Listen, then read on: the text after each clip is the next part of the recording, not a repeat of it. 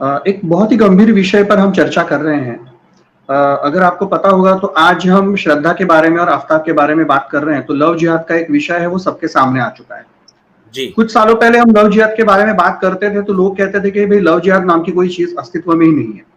जी और आज हम देखते हैं तो पूरे देश भर में मोर्चे निकल रहे हैं, हिंदू जागृत हो रहे हैं और आगे चलकर इतनी सारी घटनाएं हो रही है। तो आज का अगर मैं न्यूज़पेपर देखता हूं तो उसमें आए दिन लव जिहाद का उल्लेख हर एक न्यूज़पेपर में हम देख रहे हैं, हर एक न्यूज चैनल पर हम देख रहे हैं कि जो शब्द भी हम नहीं बोल सकते थे। इसी प्रकार का एक जिहाद आज पूरे देश भर में, पूरे विश्व भर में चल रहा है। और जिस प्रकार से विश्वनाथ जी ने हमें इस पूरे विषय के बारे में हमें बताया है, तो हिंदुओं को जागरूक होना भी चाहिए और शत्रुबोध भी हिंदुओं का बहुत ही अच्छी तरह से उन्होंने समझना चाहिए कि समस्या क्या है। आज हम देख रहे हैं कि आज पूरे देश भर में हिंदू 80% है। आपने जैसे कहा कि लोकसभा इस पूरे जो हमारा जनतंत्र है उसका मंदिर कहा जाता है इस लोकसभा को, और उसमें भी अगर हलाल सर्टिफाइड अगर खाना खिलाया जा रहा है तो हिंदुओं को जागरूक होना चाहिए कि भाई हम किसी इस्लामिक देश में रह रहे हैं या हिंदुओं के देश में रह रहे हैं। आज ये देश सेक्युलर है, एक बात अलग है, मगर जब हिंदू एक साथ आते हैं और कुछ अगर आंदोलन करते हैं तो इसके ऊपर भी बहुत सारा, मगर यानी अगर आपने देखा होगा कि कुछ सालों पहले हिंदुओं के देवताओं के बारे में अश्लील बातें कही जाती थी, विज्ञापनों के माध्यम से या और भी अनेक माध्यमों से हिंदुओं के देवताओं का विडंबन किया जाता था। आपने एम एफ हुसैन के बारे में हमने देखा है कि उन्होंने भारत माता की भी नग्न तस्वीर बनाई थी। मगर जब हिंदू जागरूक हुए तो आगे चलकर इस देश से हुसैन को भागना पड़ा। आपने जैसे कहा कि विदेश में एक्सपोर्ट करने के लिए इस हलाल सर्टिफाइड मांस को भारत सरकार द्वारा मान्यता थी, तो हिंदू एकत्रित आए और उन्होंने मांग की, तो आज उसको क्लॉज हटाना पड़ा है। उसी प्रकार से आपने अगर आपको मैं बताऊं कि पिछले महीने में मुंबई में एक हलाल परिषद का आयोजन किया गया था जिसमें हलाल सर्टिफाइड मांस का प्रमोशन होने वाला था। जब हिंदू जन जागृति समिति और अन्य हिंदुत्ववादी संगठन एकत्रित आए तो उन्हें यह हलाल जो परिषद है वो रद्द करनी पड़ी। तो हिंदू अगर जागरूक होते हैं तो आगे चलकर इस सारे आंदोलन का एक व्यापक स्वरूप आता है और सरकार को इस बात को मानना पड़ता है, हिंदुओं की तरफ झुकना पड़ता है। महाराष्ट्र में हम देखते हैं, यानी आज मैं ये बातें क्यों कर रहा हूं, क्योंकि हलाल के विषय के बारे में विस्तृत से हर जगह अभी बातें चल रही है, मगर फिर भी हम हिंदू जन जागृति समिति के माध्यम से जगह जगह पर इस संदर्भ में प्रबोधन किया जा रहा है। हिंदू राष्ट्र जागृति सभाओं के माध्यम से प्रबोधन किया जा रहा है। छोटी छोटी जगहों पर भी जो ऐसी सभाएं आयोजित होती है, तो जब हम पूछते हैं कि हलाल जिहाद के बारे में आपको कितने लोगों को पता है, तो आज भी 10 या 15% लोग हैं उसके बारे में जानते हैं। महिलाओं के अगर पूछेंगे कि लव जिहाद के बारे में किसको पता है, तो उसी प्रकार का एक निराशावादी दृष्टिकोण नजर आता है। परंतु आज लव जिहाद के बारे में या एक ऐसे कहे कि एक टर्म जो है जिहाद, इसके बारे में खुलकर चर्चा हो रही है।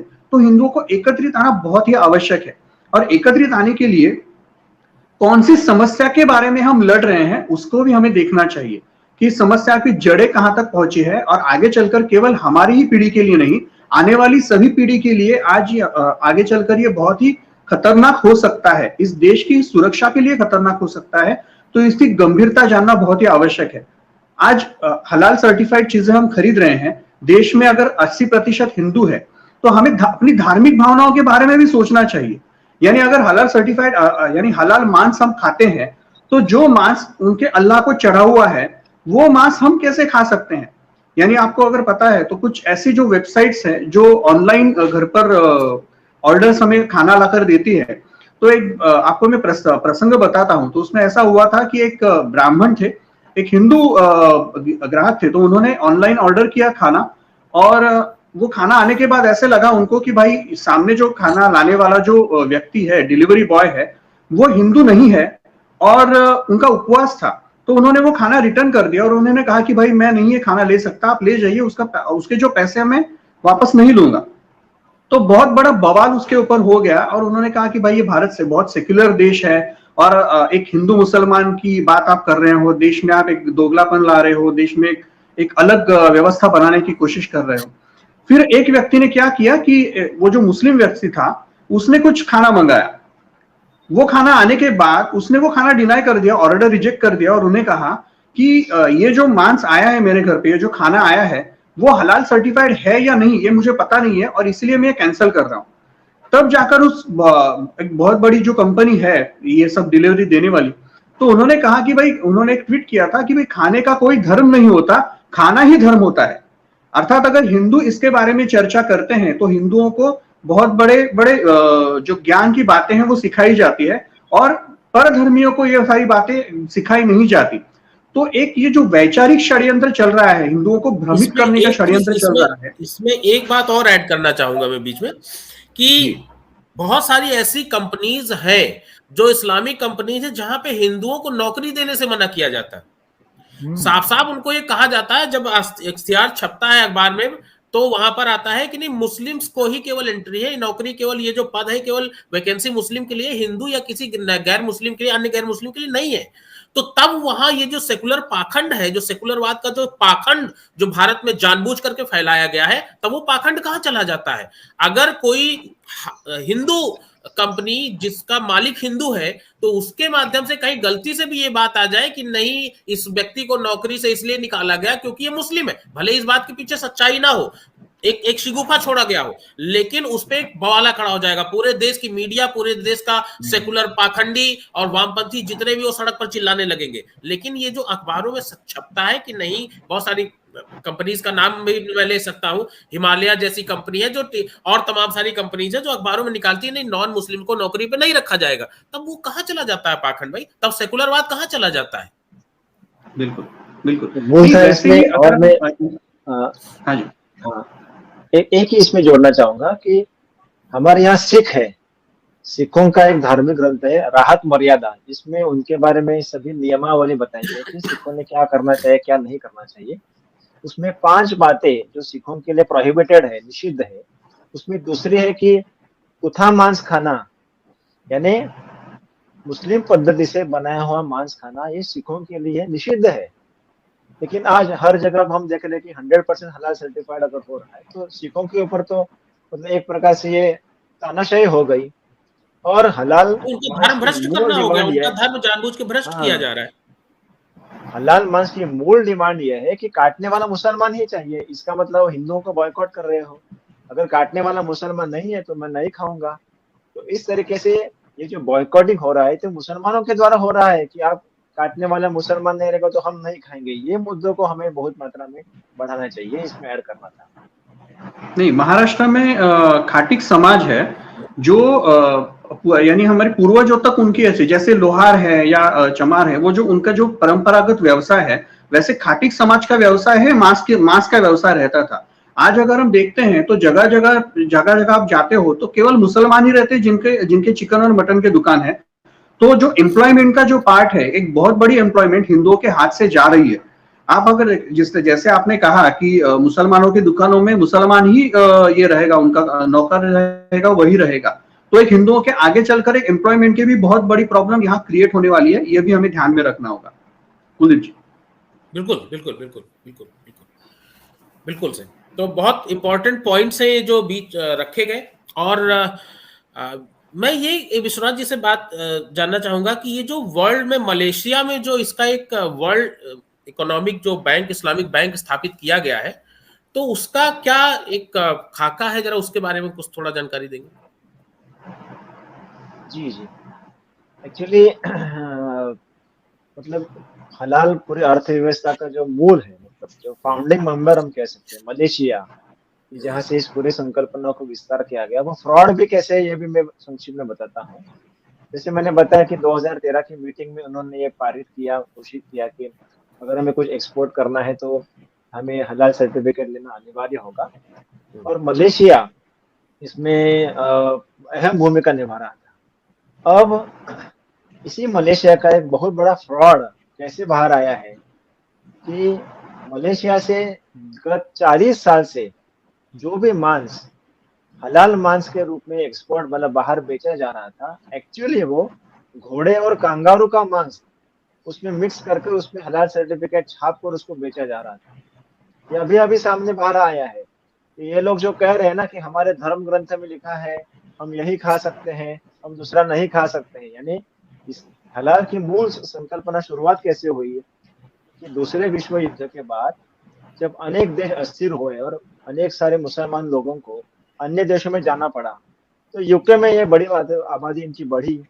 और 1974 में जब इनकी संख्या अच्छी मात्रा में बढ़ी, तो उन्होंने यूके की गवर्नमेंट को रिक्वेस्ट के रूप में बताया कि हमारे धर्म ग्रंथ के अनुसार हम केवल हलाल ही खा सकते हैं, तो कृपया हमें हलाल की मान्यता के अनुसार एक वहां पे स्लॉटर हाउस बनाने की अनुमति दीजिए, मतलब हलाल पद्धति का मांस बनाने की अनुमति दीजिए। इस प्रकार से उन्होंने उसको शुरू किया। फिर धीरे धीरे और कुछ देने के बाद उन्होंने बताया कि हमें थोड़ा पैकेज्ड फूड हलाल पद्धति का हमारा चाहिए, तो वो बनाने की अनुमति दीजिए। इस तरीके से उन्होंने ऐसे एक रिक्वेस्ट के रूप में बढ़कर आगे इसकी सभी डिमांड्स उन्होंने बनाना चालू कर दिया।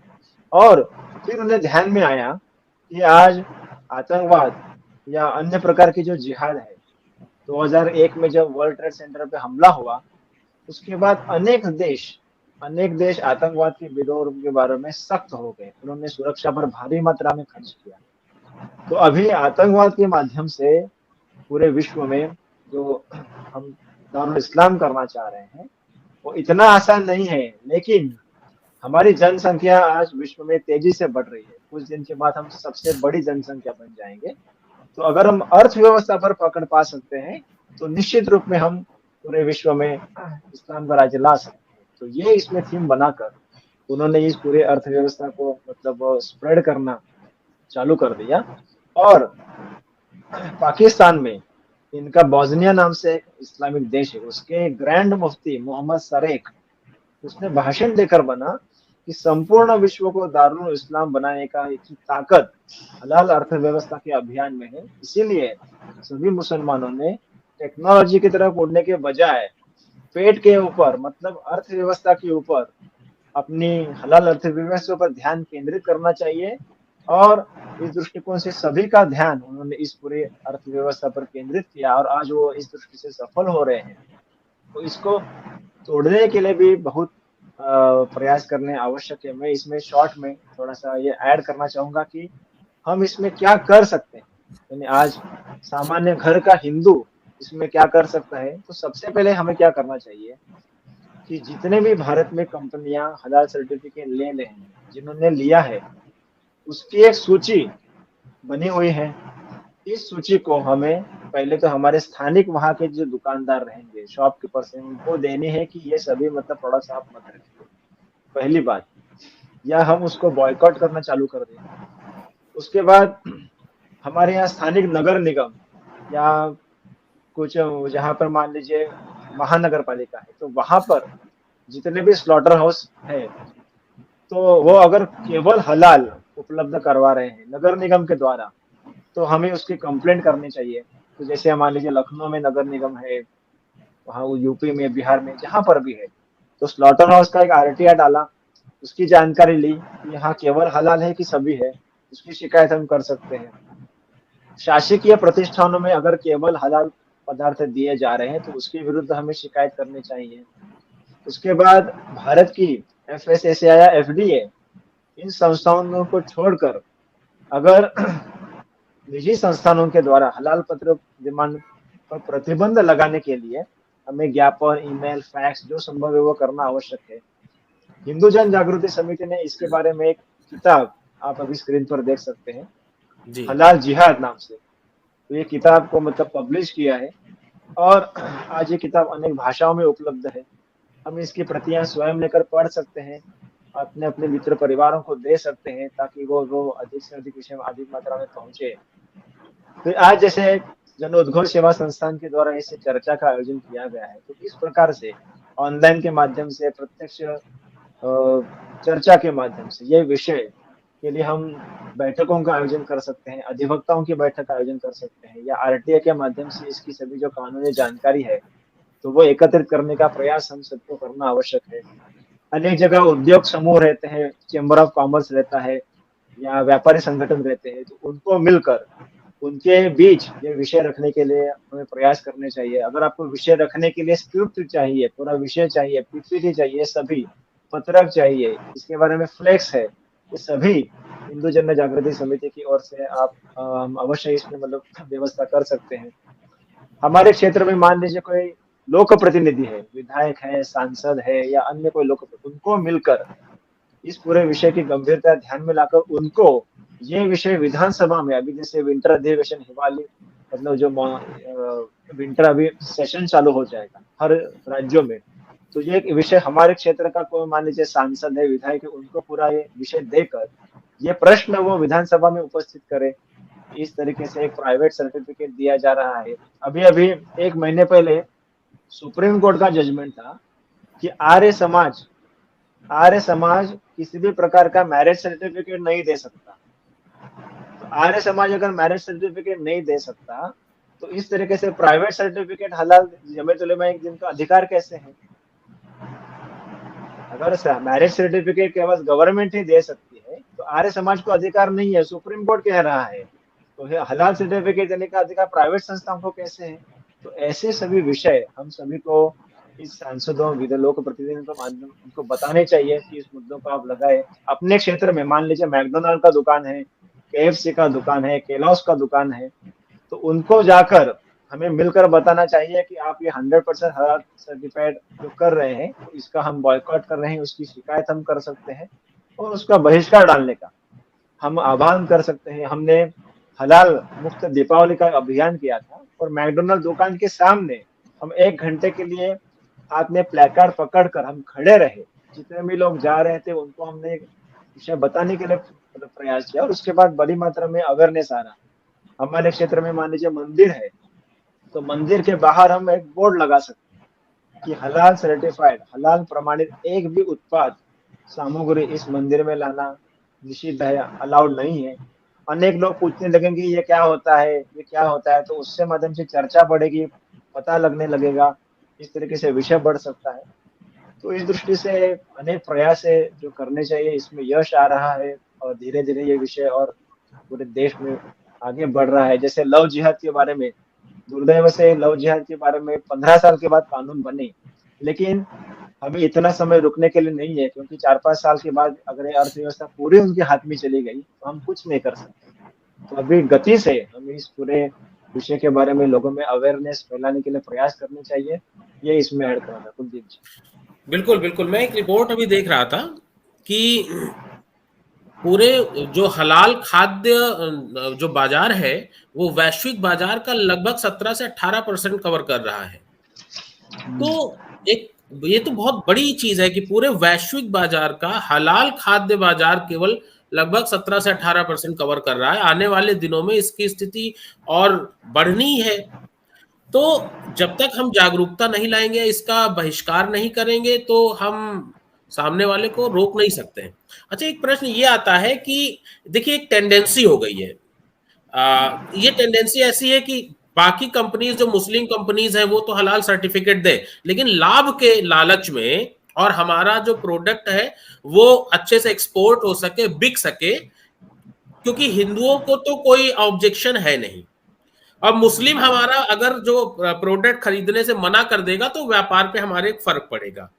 तो बहुत बड़ी बड़ी जो हिंदू कंपनीज हैं जो अपने आप को स्वदेशी होने का दावा करती हैं, उन कंपनीज ने भी हलाल सर्टिफिकेट ले रखा है। तो भारत में रहते हुए जो स्वदेशी प्रोडक्ट बनाने का, बेचने का और हिंदुओं के हित की बात करने का जो ढोंग एक रखा हुआ है, तो ये इनको क्या आवश्यकता पड़ी हुई है हलाल सर्टिफिकेट लेने की? क्या ये विरोध नहीं कर सकते? तो यहाँ पे केवल और केवल व्यापार की बात हो रही है, जो कि हिंदू जो कंपनीज हैं, जिनके मालिक हिंदू हैं, जो स्वदेशी कंपनीज का दावा करते हैं, जिनका 90% जो कस्टमर है वो उनका प्रोडक्ट खरीदता है, तो 90% उपभोक्ता उनका हिंदू है, इसके बावजूद भी उन्होंने हलाल सर्टिफिकेट ले रखा है। तो